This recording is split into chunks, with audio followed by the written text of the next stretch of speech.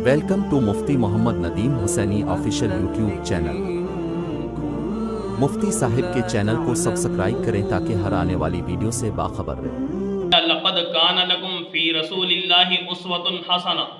ऐ ईमान वालो, मैंने अपने महबूब की ज़िंदगी में, महबूब की सीरत में, महबूब के किरदार में तुम्हारे लिए मैंने बेहतरीन नमूना बना दी है। वो उस पर चलते जाओ, जन्नत पा जाओगे, उससे हटते जाओगे, जहन्नुम में चले जाओगे।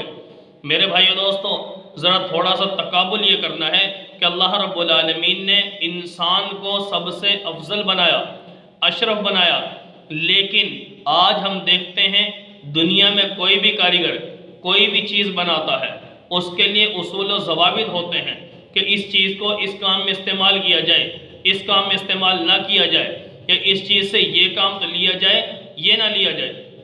लेकिन मेरे भाई, जब अल्लाह रब्बुल आलमीन ने इस इंसान को बनाया, आखिर ये छोटी सी मशीन तो नहीं कि बहुत बड़ी मखलूक है, बहुत बड़ा मर्तबा है, उस खालिक कायनात ने क्या इसको बेकार बना दिया? इसके लिए कोई उसूल व ज़वाबित नहीं। ज़रूर है, अल्लाह ने फरमा दिया, मखसूस हुदूद मुकर्रर कर दी हैं। सबसे पहले ईमान लाना है, नंबर 2 ईमान लाने के बाद इताअत पैगंबर करनी है। तो मेरे भाई, अल्लाह पर ईमान ले आए, प्यारे नबी का कलमा पढ़ लिया, अब उसके बाद जो उसूल हैं, जो कवायद हैं, जो कानून है, जो ज़ाब्ता हयात है, वो इमामुल अंबिया सल्लल्लाहु अलैहि वसल्लम सीरत है, प्यारे नबी का अखलाक है, प्यारे नबी की ज़िंदगी है। अगर कोई बंदा इन चीज़ों के दौरान रहता है तो समझो वो प्यारे नबी की इताअत कर रहा है और अपने दुनिया में आने के मकसद को पहचान चुका। लेकिन अगर कोई बंदा ऐसा नहीं कर रहा, मनमानी कर रहा है, गैर मुस्लिम के कल्चर को अपना रहा है, गैर मुस्लिम की तहजीब को अपना रहा है, तो समझ लीजिए वो इंसान अपने आने वाला जो मकसद था उसे खो बैठा। तो मेरे भाई, अल्लाह रब्बुल आलमीन ऐसे इंसान को जो इताअत करता हुआ जाएगा कामयाब फरमाएंगे, जन्नत अता फरमाएंगे। और जो इंसान प्यारे नबी की इताअत और फरमाबरदारी नहीं बल्कि गैर मुस्लिम प्यारे नबी के दुश्मन की पैरवी करता रहा, उन्हीं के कल्चर को अपनाता रहा, उन्हीं की तहजीब को अपनाता रहा, वो इंसान दुनिया से नाकामी की सूरत में जाएगा, और यहाँ पर भी नाकाम, आखिरत में भी नाकाम। आज हम देखते हैं कि गैर मुस्लिम के शिआर को अपनाया जा रहा है। आज गैर मुस्लिम ने ये आवाज़ लगाई कि औरत भी मर्द के बराबर चलने का हक रखती है, वो भी एक इंसान है, जैसे मर्द को बाहर निकलने की, चलने फिरने की इजाज़त है, इसको हक दिया जाता है, तो औरत भी तो एक इंसान है, इसे क्यों कैद कर रहे हो? मेरे भाई याद रखिए, अल्लाह रब्बुल आलमीन ने हमें प्यारे नबी की इताअत और फर्मा बरदारी का हुक्म दिया है, ना कि गैर मुस्लिम का।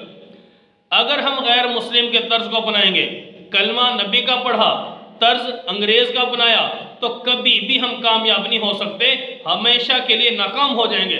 मेरे भाई, कलमा पैगंबर का पढ़ा, इताअत भी पैगंबर की करनी है, अखलाक भी प्यारे पैगंबर से सीखने हैं, किरदार भी पैगंबर का लेना है, मिजाज भी प्यारे पैगंबर का लेना है। अगर कामयाबी चाहते हैं तो इधर मिलेगी, गैर मुस्लिम के तर्ज पे नहीं मिलेगी। जबकि इस्लाम कहता है वक़र्न फ़ी बुयूतिकुन्ना वला तबर्रजन तबर्रुजल जाहिलिय्यतिल ऊला वअक़िमनस सलाता वआतीनज़ ज़काता वअतिअन्नल्लाह व रसूला।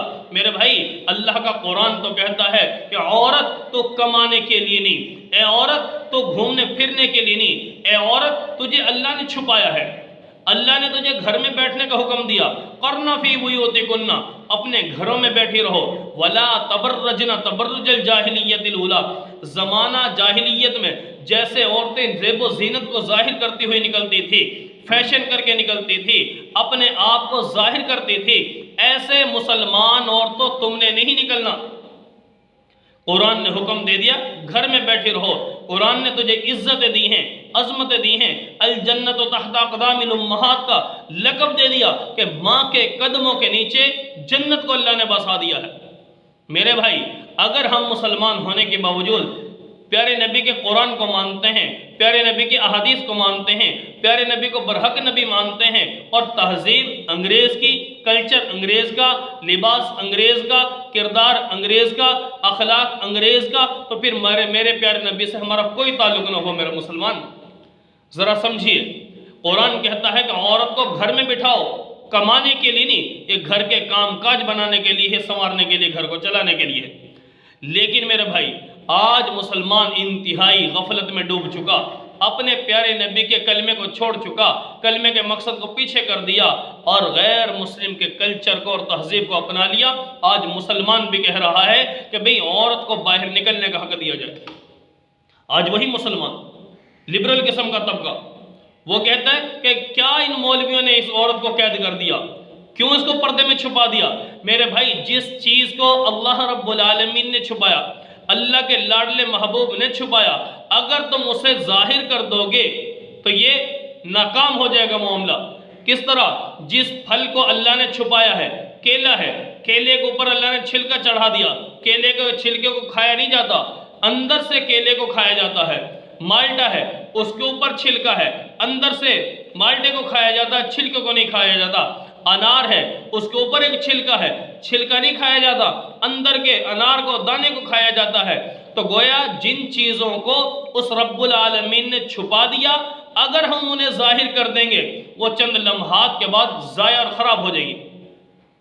کیلے کو اتار کے رکھ دو چھلکا، چند لمحات میں، گھنٹے 2 گھنٹے کے اندر خراب ہو جائے گا، گھنٹے کے اندر 2 گھنٹے کے اندر خراب ہو جائے گا۔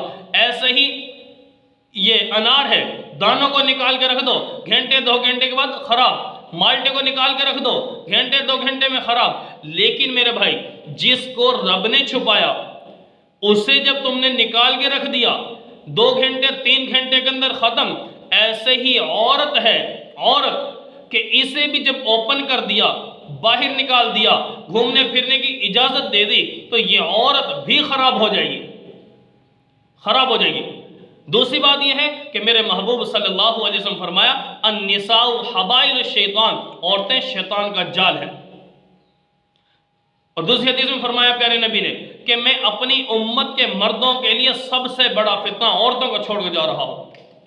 آج عورت یہ تہذیب کو بدل کر اوپن ہو کر نکل رہی ہے، لباس سے بے لباس ہو کر نکل رہی ہے، فیشن کرتی ہوئی نکلتی ہے، تو غیر بندوں کی، غیر افراد کی نظروں کا نشانہ بنتی ہے۔ کہاں سے وہ محفوظ رہے گی؟